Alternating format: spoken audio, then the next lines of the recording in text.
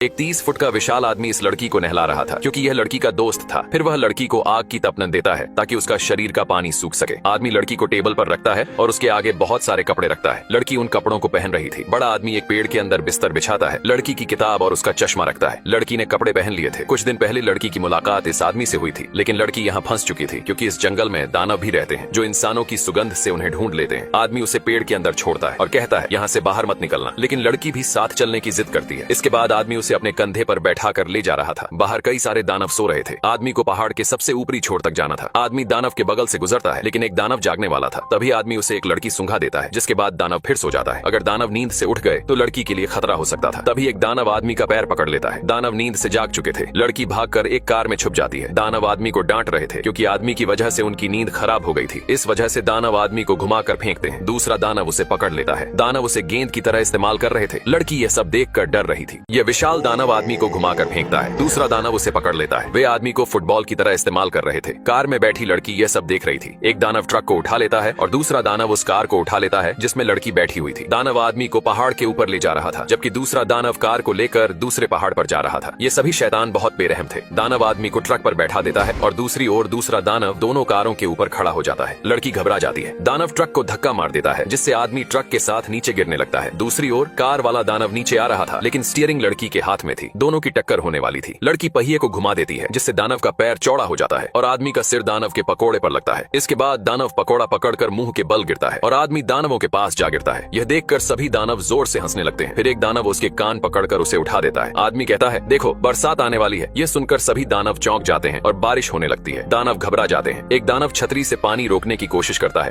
तो दूसरा पौधे का सहारा लेता है, लेकिन पौधे को बिजली लग जाती है। सभी दानव बारिश के डर से चट्टान के नीचे छिप जाते हैं। 30 फुट का आदमी 4 फुट की लड़की को अपने बैग में छुपा लेता है, लेकिन दानवों को वह कपड़ा मिल गया था जिस पर लड़की सोया करती थी। उन्हें समझ आ गया था कि उस आदमी के साथ कोई इंसान जरूर है। आदमी लड़की को कंधे पर बैठा कर ले जा रहा था और उसे बता रहा था कि यहाँ जो दानव रहते हैं वे इंसानों को बड़े ही शौक से खाते हैं। मजबूरी में उसे भी उनके बीच रहना पड़ रहा है। आदमी लड़की को पहाड़ की सबसे ऊंचाई पर लेकर आया, जहाँ एक बहुत विशाल पेड़ था। उसने लड़की से कहा, यह सपनों की दुनिया है, इसके बारे में कोई दानव नहीं जानता। इस आदमी को सभी जीवों, जानवरों और पक्षियों की भाषा समझ में आती थी, यहाँ तक कि वह चींटियों की आवाज भी सुन सकता था। ये बात सुनकर लड़की बहुत खुश हो गई। इसके बाद लड़की ने देखा कि उसके सामने एक पेड़ खड़ा था जिसकी परछाई नीचे पानी में दिख रही थी। उस पेड़ पर बहुत सारी रोशनी चमक रही थी और इसका मतलब था कि इसके नीचे भी एक अलग सपनों की दुनिया थी। बड़ा आदमी भागकर पानी में कूद गया और नीचे की दुनिया में चला गया। लड़की यह देखकर हैरान रह गई। आदमी ने उससे भी पानी में कूदने को कहा। लड़की ने हिम्मत करके पानी में छलांग लगाई और वह भी दूसरी दुनिया में पहुंच गई। आदमी ने उसे सीधा खड़ा किया। सच में ये रंगीन दुनिया किसी स्वर्ग से कम नहीं थी। यहाँ के पत्तों से कुछ रोशनी टपक रही थी जो एक तरह की जड़ी बूटी जैसी लग रही थी। ये 30 फुट का आदमी रोशनी को पकड़ने की कोशिश कर रहा था, लेकिन रोशनी को पकड़ना इतना आसान भी नहीं था, जिस वजह से आदमी मुंह के बल गिर जाता है। रोशनी लड़की के पास आती है। लंबा आदमी उसे अपने हाथों में कैद कर लेता है। ये रोशनी कोई आम रोशनी नहीं थी, इनमें कई खूबियां थी। आदमी रोशनी को लड़की के हाथ में देता है। लड़की बहुत खुश होती है। इस रोशनी की भाषा आदमी सुन और समझ सकता था। एक कांच के जार में रोशनी को कैद कर लेता है। लड़की रोशनी को ध्यान से देख रही थी और रोशनी एक चेहरा बना रही थी। ये चेहरा इसी लड़की का था। लड़की ये नजारा देखकर हैरान थी। ये पूरी जगह किसी स्वर्ग से कम नहीं थी। लड़की रोशनी को पकड़ रही थी। थोड़ी देर बाद आदमी लड़की को दूसरी दुनिया से बाहर निकाल लेता है। दोनों घर की तरफ निकल पड़ते हैं। आदमी ने बहुत सारी रोशनियों को अपने घर में कैद कर रखा था। तभी आदमी लड़की को छुपने को कहता है क्योंकि यहाँ इंसान खाने वाले दानव आ गए थे।